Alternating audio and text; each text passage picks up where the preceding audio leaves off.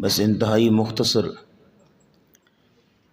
پارے کا خلاصہ آپ کے سامنے رکھتے ہیں، کیونکہ آپ بھی رات عبادت کی غرض سے زیادہ وقت بیدار رہیں،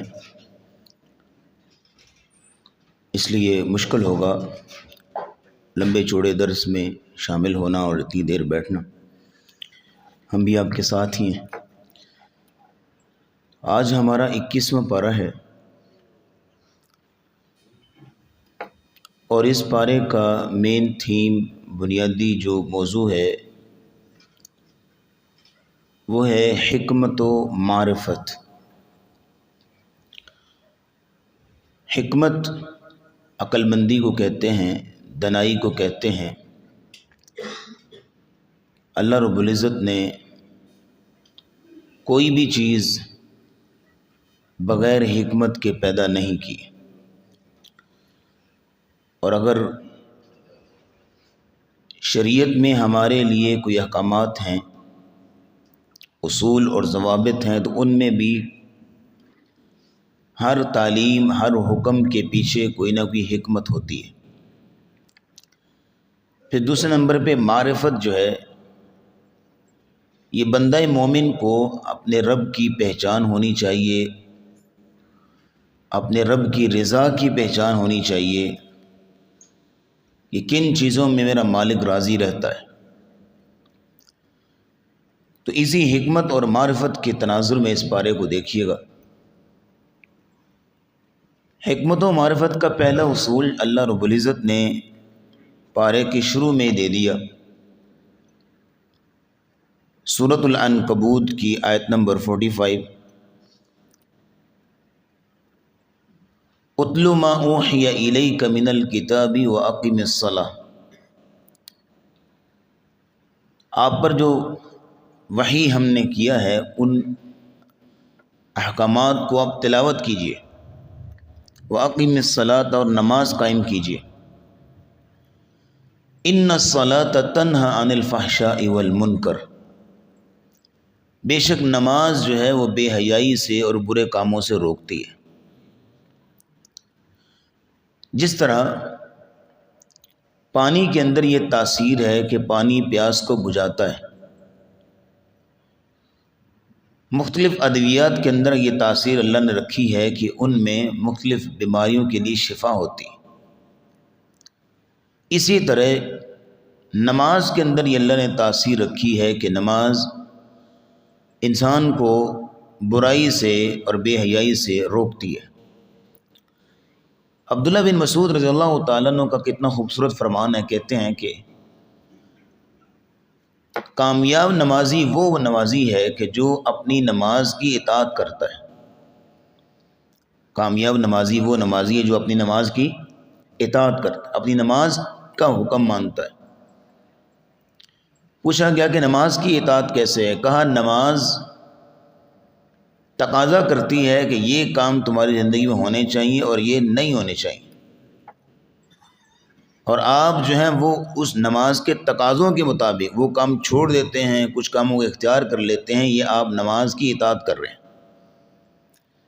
لیکن جو شخص نمازیں پڑھ رہا ہے لیکن نماز کی ہی نافرمانی کرتا ہے، ایسے کام جو نماز کے شایان شان نہیں ہیں یا نمازی کے شایان شان نہیں ہیں، وہ چھوڑ نہیں رہا، تو پھر یہ ہے کہ اس کو دیکھنا چاہیے کہ اس کی نمازیں کہاں جا رہی ہیں۔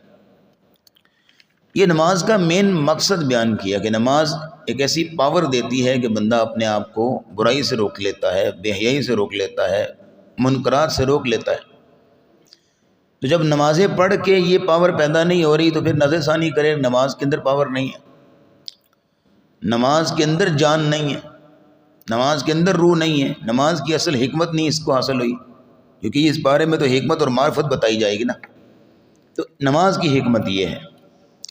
دوسرے نمبر پہ بات نوٹ کیجئے گا، اس پارے کے اندر اللہ فرماتے ہیں یا عبادی الذین آمنوا ان ارضی واسعہ، اے میرے مومن بندو، میری زمین بڑی وسیع ہے، میری زمین بڑی وسیع ہے، پریشان ہونے کی ضرورت نہیں ہے، ڈرنے کی ضرورت نہیں ہے، کہیں نہ کہیں اللہ جگہ دے ہی دیتا ہے، کہیں نہ کہیں اللہ موقع دے ہی دیتا ہے۔ تمہاری ذمہ داری یہ ہے فَإِيَّايَ فَاعْبُدُونَ، بس میری ہی عبادت کرو، میری ہی بندگی کرو۔ ایک وقت آئے گا کہ کل نفس ذائقۃ الموت، ہر انسان نے موت کا ذائقہ چکھنا ہے۔ ثم الینا ترجعون، پھر تم ہماری طرف ہی لوٹائے جاؤ گے۔ پھر ہوگا کیا؟ والذین آمنوا وعملوا الصالحات، جو لوگ ایمان لے کے آئے اور عمل صالح کیے، لنبوئنہم من الجنۃ غرفا، ہم ان کو جنتی بالا خانوں میں جگہ دیں گے، تجری من تحتها الانہار خالدین فیہا، جن کے سامنے سے نہریں جاری ہوں گی۔ نعم اجر العاملین، عمل کرنے والوں کو بڑا ہی اچھا اجر اللہ عطا کریں گے۔ یہاں حکمت کی بات یہ بتائی جا رہی ہے معرفت کی، کہ زندگی اس کی بھی گزر جاتی ہے کہ جو جھونپڑی میں رہتا ہے، اور زندگی اس کی بھی گزر جاتی ہے کہ جو کئی کنال کی کوٹھی میں رہتا ہے۔ اس لیے دونوں کی زندگی اور لائف سٹائل اللہ کے ہاں میٹر نہیں کرتی، بلکہ اللہ کے ہاں یہ میٹر کرتا ہے کہ والذین آمنوا وعملوا الصالحات، ایمان اور عمل صالح کے ساتھ زندگی کون گزار رہا ہے۔ پھر یہ ہے کہ اللہ رب العزت اس کو پھر اپنے ہی طرف سے جو اس کو انعامات عطا کریں گے، جو جنتی عطا کریں گے، وہ اللہ رب العزت نے اس کے لیے تیار کر رکھی ہے۔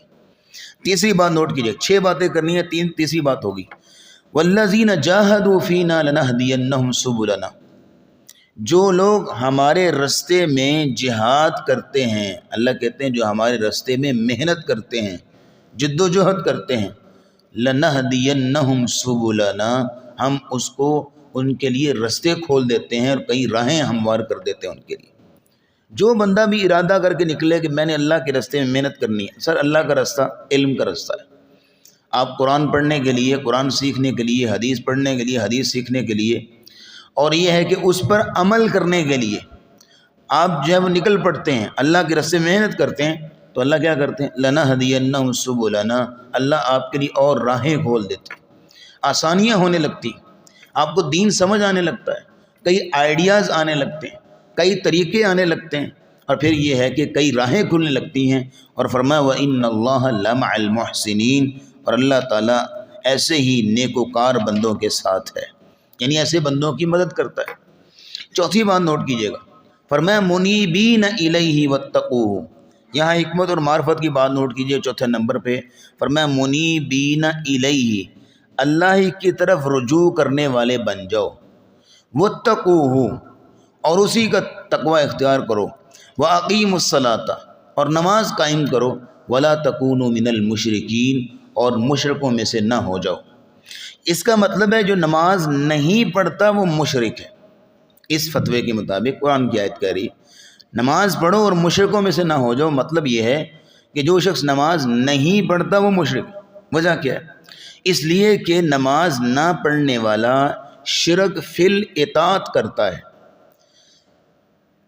اللہ اکیلے کی اطاعت کرنی ہے، اس کے مقابلے میں اگر کوئی لا کھڑا کر دیا گیا، اللہ کے مقابلے میں کسی اور کی بات ماننے کی، اللہ کی بات کو پیچھے کر دیا گیا، یہ شرک فی الاطاعت ہوتا ہے۔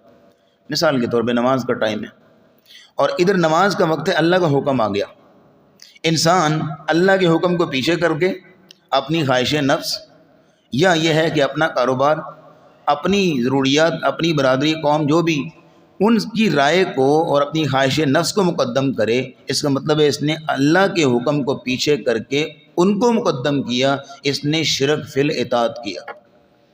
اس لیے نماز نہ پڑھنے والے کو مشرک کہا ہے۔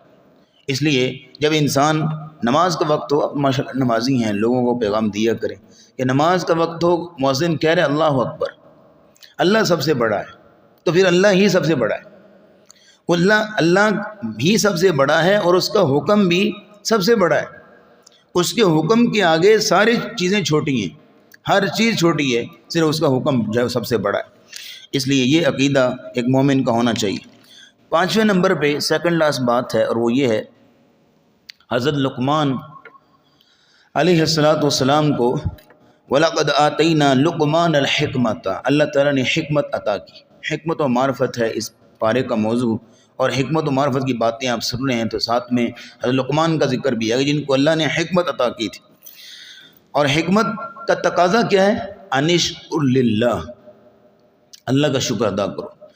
ومن یشکر فإنما یشکر نفسی، جو شخص شکر گزار ہو کے زندگی گزارے گا تو وہ اپنے فائدہ کرے گا۔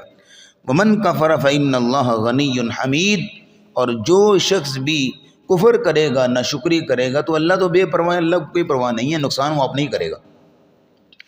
اس لیے حکمت و معرفت کے اصول میں جب حضرت لقمان دنیا سے جانے لگے، بیٹے نے کہا ابا سارا کچھ ساتھ ہی لے کے جانا ہے، بڑے مشہور ہیں اب حکمت میں۔ حکمت سے مراد ان کے پاس وہ جو میڈیکل جو حکمت ہوتی ہے وہ نہیں ہے، حکمت سے مراد عقل مندی، دانش مندی، دنائی، یعنی ان کو بہت سی عقل مندی سے اللہ نے نوازا تھا۔ تو بیٹے نے کہا ابا مجھے بھی کچھ دے دیجئے، کوئی علم کی باتیں، کوئی دنائی کی، عقل مندی کی باتیں مجھے بھی سکھا دیجئے۔ تو ابا نے پھر سکھائیں، حکمت اور معرفت کے اصول سکھائے۔ یا بنیا لا تشرک باللہ، پہلی بات ہے بیٹے اللہ کے ساتھ شرک نہیں کرنا، زندگی میں کچھ بھی ہو جائے شرک نہیں کرنا۔ کیوں؟ ان الشرک لظلم عظیم، دنیا کائنات میں جتنے بھی ظلم ہو سکتے ہیں نا، جتنے بھی ظلم ہو سکتے ہیں، سب سے بڑا ظلم اگر ہو سکتا ہے تو وہ شرک ہے۔ ان الشرک لظلم عظیم۔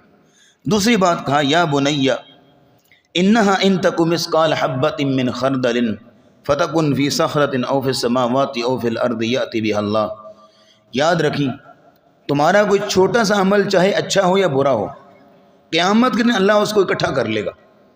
ان اللہ لطیف خبیر، اللہ تعالیٰ تو بڑا باریک بین ہے، بڑا باخبر ہے، چھوٹے سے چھوٹا عمل بھی اللہ نے نوٹ کر لینا ہے۔ اس لیے گناہ کرنے کو دل چاہے تو وہاں جا کے کرنا جہاں اللہ نہ دیکھ رہا ہو، اس لیے گناہ کرنے کو دل چاہے تو گناہ کر لینا، لیکن وہاں کرنا جہاں اللہ کی زمین نہ ہو۔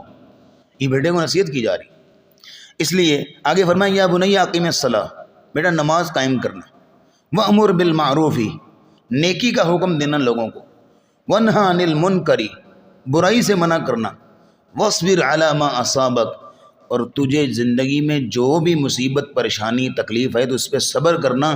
یہ کام جب تم کرو گے نا، ان ذالک من عزم الامور، یہ بڑے حوصلے کے کام ہیں، بڑے عزم کے کام ہیں۔